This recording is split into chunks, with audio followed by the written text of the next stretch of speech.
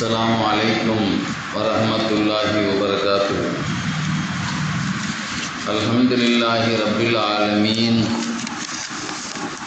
வஸ்ஸலாத்து வஸ்ஸலாமு அலா சய்யிதில் முர்சலீன் வ ஆலிஹி வ ஸஹ்பிஹி அஜ்மஈன். சுப்ஹானக லா இல்ம லனா இல்லா மா அல்லம்தனா இன்னக அன்தல் அலீமுல் ஹக்கீம். சங்கையான அல்லாஹுடைய நல்லடியார்களே, பெரியவர்களே, கடந்த வாரத்தில் அல்லாஹுடைய படைப்புகளில் அல்லாஹுடைய மிக அற்புதமான படைப்புகள் ஒன்றான நாய்களை பற்றி, அவைகளில் அதிசயம் நிகழ்ந்த சில செய்திகளை பற்றி உங்களுக்கு ஞாபகப்படுத்தியிருந்தேன். அதனுடைய தொடர்ச்சியாக இன்று நாம் சில செய்திகளை அதை நிறைவு செய்வதற்காக சில விஷயங்களை உங்களுக்கு சொல்ல நாம் ஆசைப்படுகிறோம். நபிகள் நாயகம் ஸல்லல்லாஹு அலைஹி வஸல்லம் அவர்கள் காலத்தில் ஒரு முறை ஒரு ஜனாசாவில் கலந்து கொள்வதற்காக நபி அவர்கள் வந்தார். அந்த சமயம் ஒரு 100 நாய்களை சேர்ந்து ஒரு பேரணியாக வந்து நபி அவர்களுக்கு முன்னால் வந்து வரிசையாக அமர்ந்தது. நபிகள் நாயகம் ஸல்லல்லாஹு அலைஹி வஸல்லம் சொன்னார்கள், இந்த நாய்கள் ஒரு கோரிக்கையை கொண்டு வந்திருக்கிறது, உங்களிடத்திலே ஒரு கோரிக்கையை வைக்க வந்திருக்கிறது. வருஷத்தில் ஒரு ஆடை உங்களுடைய மந்தையிலிருந்து அதை எடுத்து செல்வதற்கு அனுமதி கேட்டு வந்திருக்கிறது. அதற்கு உணவாக உங்கள் மந்தையில் வருஷத்தில் ஒரு ஆடை நான் எடுத்துக்கொள்வேன், அதற்கு நீங்கள் ஒப்புதல் தாருங்கள் என்று கேட்பதற்காக பேரணியாக வந்திருக்கிறது. உங்கள் கருத்து என்ன என்று நபிகள் நாயகம் ஸல்லல்லாஹு அலைஹி வஸல்லம் கேட்டாங்க. அது சஹாபாக்கள் சொன்னாங்க, எங்கள் செல்வத்தை அது எடுக்கிறதா, அதை நாங்கள் ஒருபோதும் என்ன செய்ய மாட்டோம், அனுமதிக்க மாட்டோம் அப்படின்னு சொல்லி ஒரு சஹாபி கல்லை தூக்கி அந்த நாய்களை துரத்தி விட்டார். ஆக பெருமானார் ஸல்லல்லாஹு அலைஹி வஸல்லம் அவரிடத்தில் ஒரு பேச்சுவார்த்தை நடத்துவதற்காக வந்த ஒரு செய்தியை நபிகள் நாயகம் ஸல்லல்லாஹு அலைஹி வஸல்லம் சொல்லி காட்டியிருப்பார். அது மாதிரி நீங்கள் பார்த்தீங்கன்னு சொன்னால், ஹஸரத்து நூஹ் அலைஹிஸ்ஸலாத்து வஸ்ஸலாம் அவங்களுக்கு அந்த பேரே நூஹ் என்று சொன்னாலே அதிகம் அழுபவர் என்று அர்த்தம். ஏன் அந்த பேர் நூஹ் அலைஹிஸ்ஸலாத்துக்கு அந்த பேர் வந்துச்சுன்னு சொன்னால், அதுக்கு 3 காரணம் சொல்லுவாங்க. ஒரு காரணம் என்னன்னா, அவங்களுடைய சமுதாயம் இவங்க துவா செய்தாங்க, யா அல்லாஹ் நான் இவ்வளோ காலம் கஷ்டப்பட்டு 950 வருஷம் பிரச்சாரம் பண்ணியும் பயன் இல்லை, இவங்களை அழிச்சிரு அப்படின்னு சொல்லி ரசூலுல்லாஹ் நூஹ் அலைஹிஸ்ஸலாம் துவா செய்தார். அதனால் அந்த சமுதாயம் முழுவதும் வெள்ளத்திலே அழிக்கப்பட்டார். தன்னுடைய சமுதாயம் தன் கண் முன்னாலேயே அழிந்ததால் அதை நினைத்து அழுதார்கள் என்று ஒரு கருத்து உண்டு. நூஹ் அழுதவர், அதிகம் அழுபவர் என்று பெயர் உண்டு. இன்னொரு கருத்துப்படி அந்த வெள்ளத்தில் அவருடைய மகனார் 4 மகன்கள் அவங்களுக்கு, அந்த 4 மகன்களில் கனான் என்று சொல்லப்படக்கூடிய ஒரு மகன் மாத்திரம் கலிமா சொல்லவில்லை. அவரும் தன் கண் முன்னாலேயே அழிக்கப்பட்டார். ஒரு பேரலையிலே அவர் தூக்கி சென்றது. தன்னுடைய மகனை நாம் இஸ்லாத்துக்கு கொண்டு வர முடியலையே என்று நினைத்து அழுதார்கள் என்று ஒரு கருத்தும் உண்டு. இன்னொரு கருத்து சொல்லுவாங்க, நூஹ் அலைஹிஸ்ஸலாத்துக்கு அதிகம் அழக்கூடியவர் என்று பேர் ஏன் வந்துச்சுன்னு சொன்னால், ஒரு நாயை பார்த்தாங்களாம்.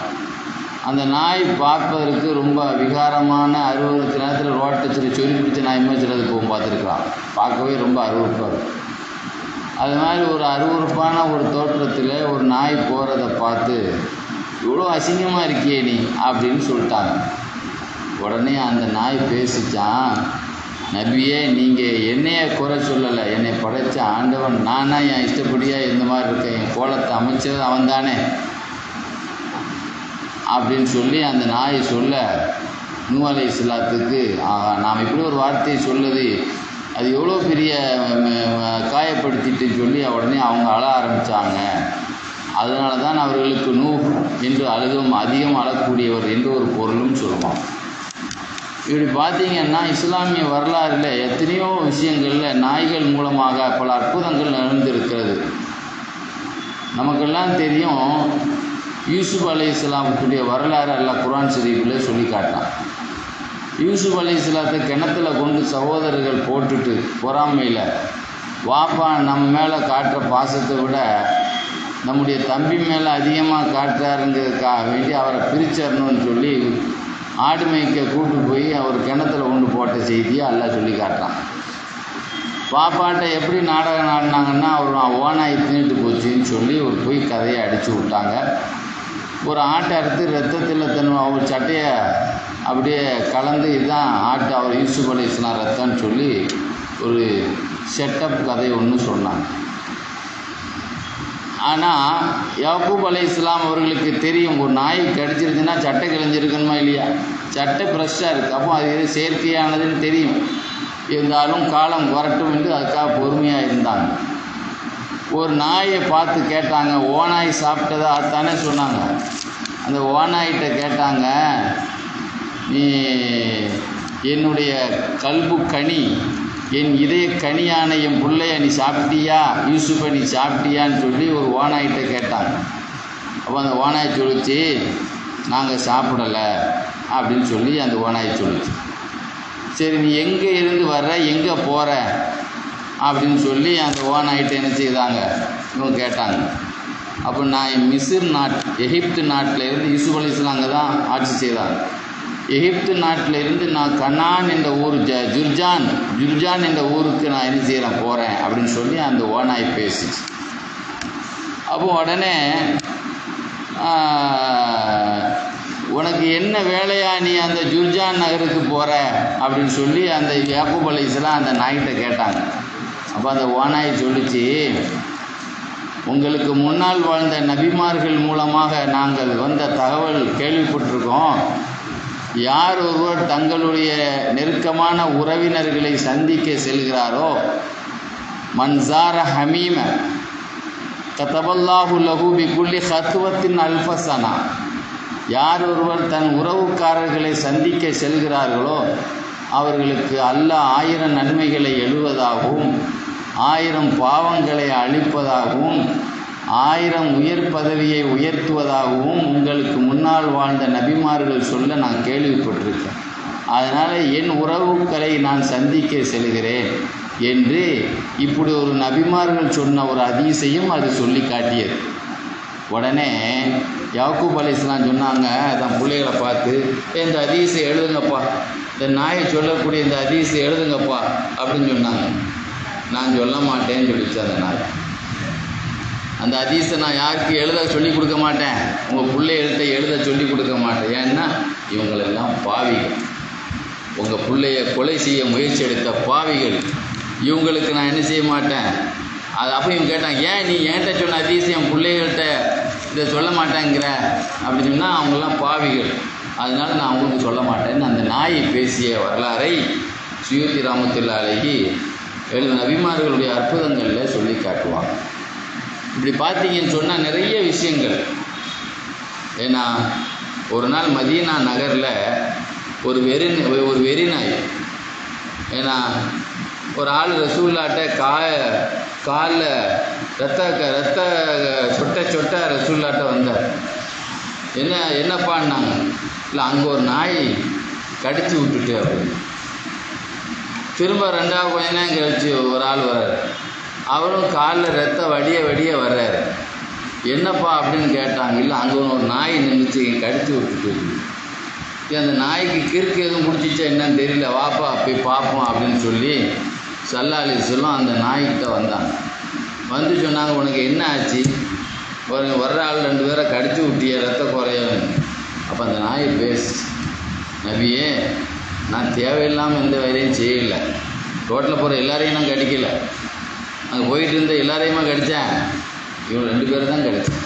இந்த 2 பேரும் நல்லவங்க கிடையாது, இந்த 2 பேரும் ஷியா முஸ்லீம்கள்.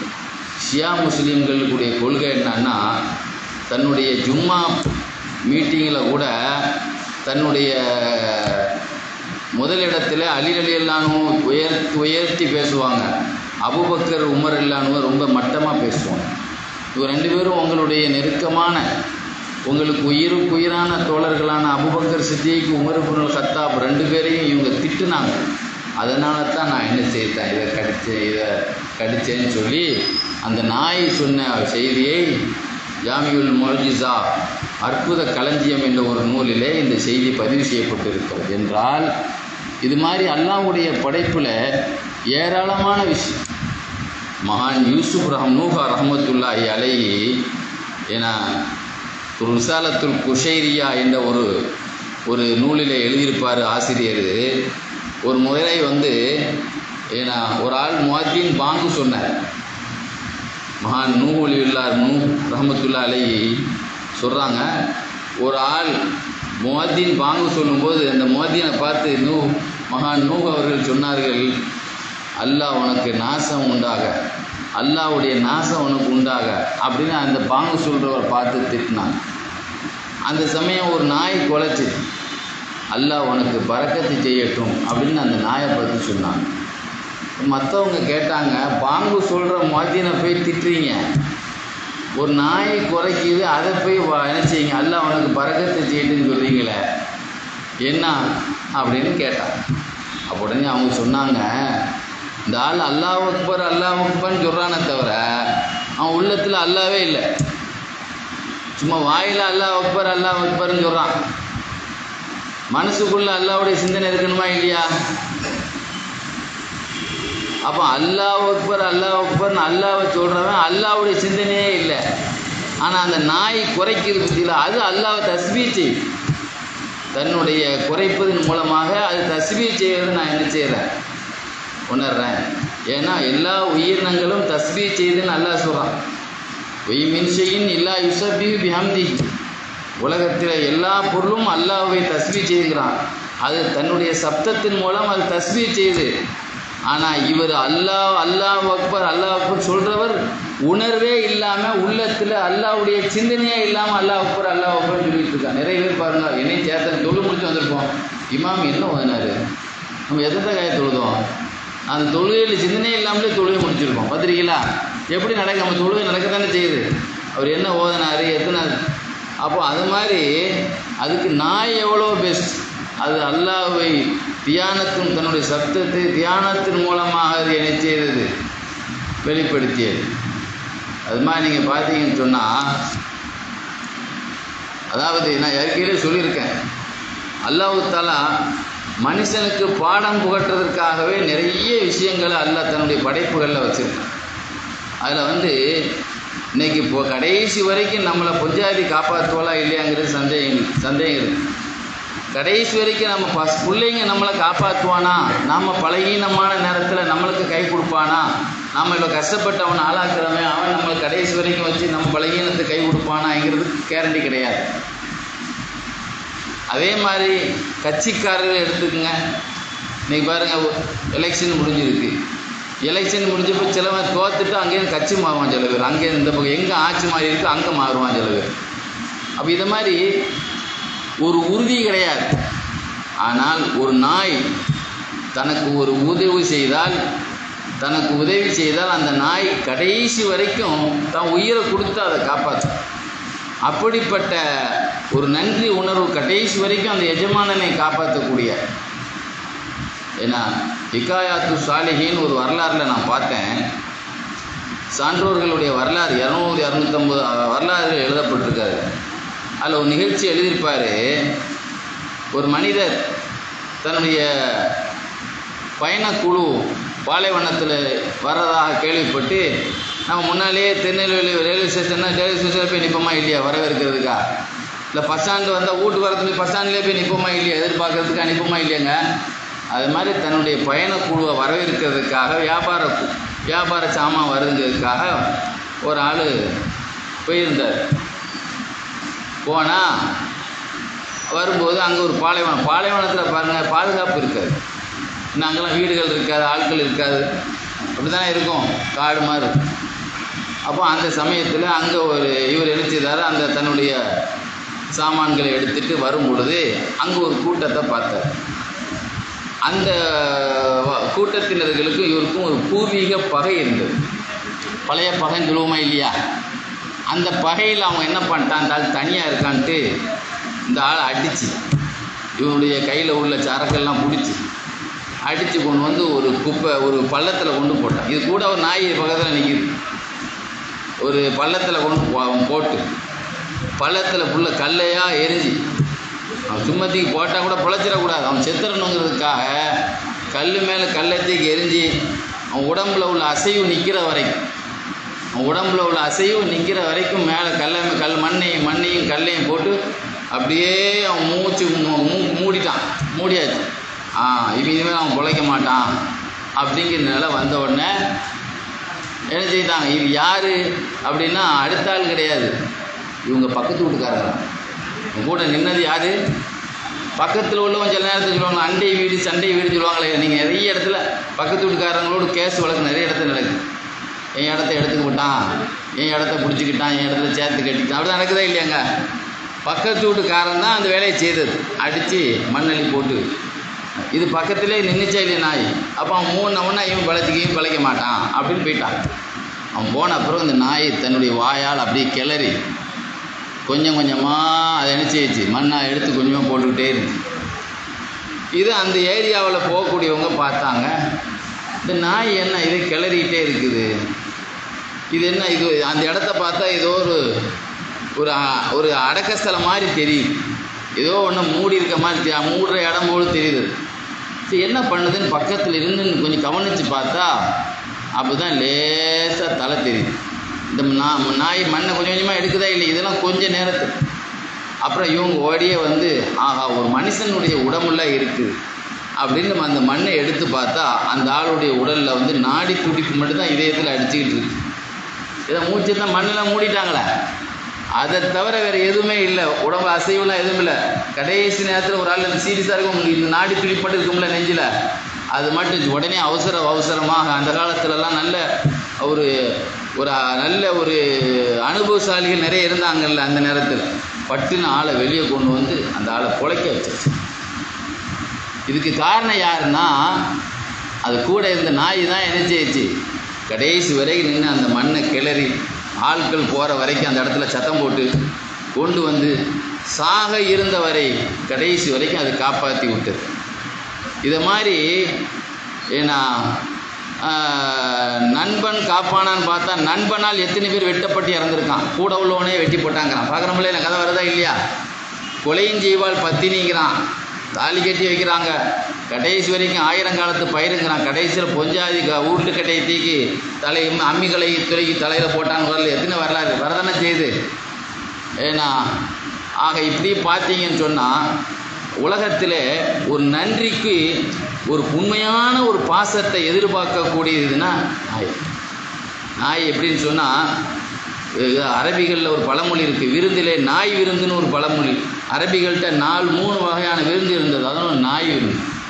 நாய் என்ன செய்யுன்னா சாப்பிடும்போது தூரத்துலேருந்து நம்மளை பார்த்துட்டே இருக்கும், தருவாங்களா, நம்ம பக்கத்தில் வந்து நிற்காது, அப்படியே உட்காந்துட்டு இருக்கும், தருவாங்களா தந்தால் சாப்பிடும், தூரத்துலேருந்து பார்த்துட்டு. அது மாதிரி விருந்தாளிகள் சாப்பாடு வச்சுக்கிட்டு அங்கேருந்து தூரத்துலேருந்து பார்த்துக்கிட்டே இருக்கக்கூடாது, அவன் எப்படி திம்பான், ஏன்னா பார்த்துக்கிட்டே இருக்கான், சுதந்திரமாக தீவிடும் அவன் நினைப்பானா இல்லையா? அதனால் நாய் விருந்து அவ்வளோ நல்ல விருந்தல்ல. அதே மாதிரி அத்தையாத்தில் நாய் இருத்தன்னு ஒன்று இருக்குது, நாய் உட்கார்ற மாதிரி உட்காரக்கூடாது. சில பேர் இந்த காலை படுக்க போட்டு அது மேலே உட்காரணும், காலை ஒழுங்காக படுக்க போடாமல் அப்படியே குத்த வச்சுட்டு இருப்பாங்க சில பேர், இது பேர் நாய் இருத்தம். இந்த நாய் இருத்தம் வந்து தொழுகையில் அருவருப்பாக சொல்லப்படக்கூடியது. சில விஷயங்கள் இருக்குது ஏன்னா, ஆனால் நல்ல விஷயங்களை நம்ம என்றைக்குமே என்ன செய்யணும். ஈசா அலைஹிஸ்ஸலாம் ஒரு நாள் ரோட்டு வழியாக ஒரு வழியாக போகும்போது ஒரு நாய் செத்து கிடந்துச்சு. அதை பார்த்து சொன்னாங்க, ஷா என்ன அழகாக இருக்குது, என்ன அழகாக இருக்குங்கிறீங்களே, ஏன்னா செத்த மையத்தை போய் அழகாக இருக்குது, அந்த பல்ல பாரு என்ன அழகாக இருக்குது. பாருங்க செத்ததில் கூட ரசிக்கிறது, பல்ல ரசிக்கிறாங்க பாருங்கள். ஒரு இதில் சிறப்பு அம்சத்தை பார்க்கணுமே தவிர ஒரு இதில் குறைய பார்க்கக்கூடாது. ஒரு என்ன நல்லா இருக்குது, அது செத்து கிடந்தால் கூட அந்த பல் என்ன அழகாக இருக்குது அப்படின்னு அந்த பல்லை ரசித்து சொன்னாங்க. அது மாதிரி நல்ல விஷயந்தான்.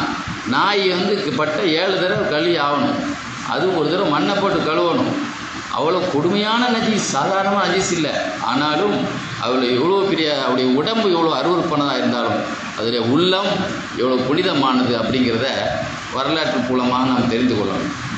அல்லாமா யாஃபி ரஹ்மத்துல்லாஹி அலைஹி தன்னுடைய 500 வரலாறில் 144வது நம்பரில் ஒரு வரலாறு சொல்லுவார்.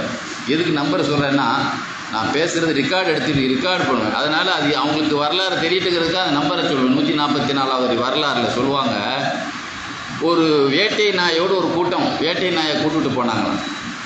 ஊரில் மேயிற நாய் இருக்குல்ல, மேயிற நாய்கள், அந்த மேயிற நாய் அப்போ அந்த 2 நாய் ஒன்றுக்கு ஒன்று குலைக்கும் பொழுது அந்த பக்கத்தில் ஒரு இறைநேசர் சொன்னாங்களாம், இந்த நாயிட்ட ஏதோ ஒரு செய்தியை தகவலை பரிமாறுவது போல் இருக்கிறது. இந்த 2 நாய்களும் குறைத்து கொள்வது. போய்கிட்டு இருக்கிறது வேட்டை நாய், நின்றுட்டு இருக்கிறது ஊரில் மேயிற நாய். ஒன்றுக்கு ஒன்று சந்தைக்கு சத்தம் போடும்போது இதை கவனிச்சுக்கிட்டவங்க என்ன சொன்னாங்களாம், அந்த பெரியவங்க, இந்த 2 நாய்களும் ஏதோ ஒரு தகவலை ஒன்றுக்கு பேசிக்கொள்வது போல் இருக்கிறது அப்படின்னு சொல்லிட்டு, என்ன பேசுது அப்படின்னு சொன்னால், ரோட்டில் நடமாடக்கூடிய சுதந்திரமாக நடமாடுறதில்ல இந்த நாய், வேட்டை நாய்னா அந்த பெரிய பெரிய பங்களாக்களில் பெரிய அந்த காலத்தில் அரசர்கள் வசதி உள்ளவங்க தான் அந்த வேட்டை நாயை வச்சுருப்பான், பார்த்துருக்கீங்களா? அப்போ அவங்க கூட்டு போகக்கூடிய வேட்டை நாயை பார்த்து இந்த ரோட்டில் நடமாடுற நாய் சொல்லிச்சான், யா மசாக்கீன், ஏழைகளே, ரஹிப் துன்ன ஃபீ நஈமில் முல்கி, இந்த பணக்காரர்களுடைய சாப்பாட்டில் நீங்கள் ஆசைப்பட்டீங்க, அதனால் நீங்கள் அவங்க பிடியில் அப்படியே சங்கிலி போட்டு அடிமையாக கிடைக்கிறீங்க.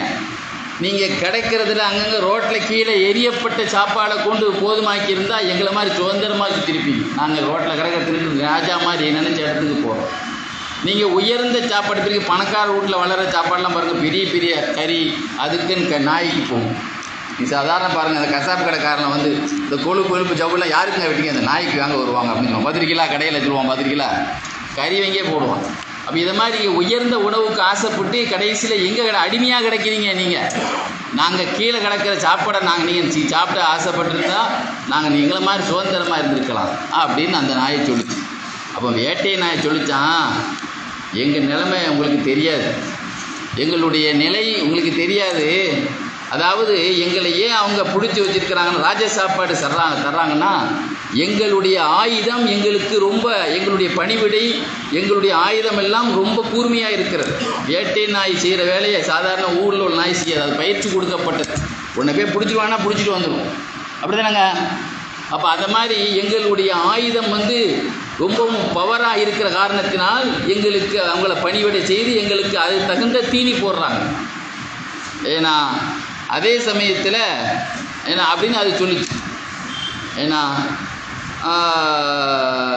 அப்போ இது நாய் சொல்லிச்சு, சரி உங்கள்கிட்ட இப்போ பவர் இருக்குது, அதனால் நல்ல சாப்பாடு தர்றாங்க, வேலை வாங்கிடுறான்ட்டு கிழவன் ஆகிட்டா, நீங்கள்லாம் கிழட்டு நாய் ஆகிட்டா துரத்தி விட்டுருவான், கடைசியில் நம்ம கூட தான் நீங்களும் மேயணும்.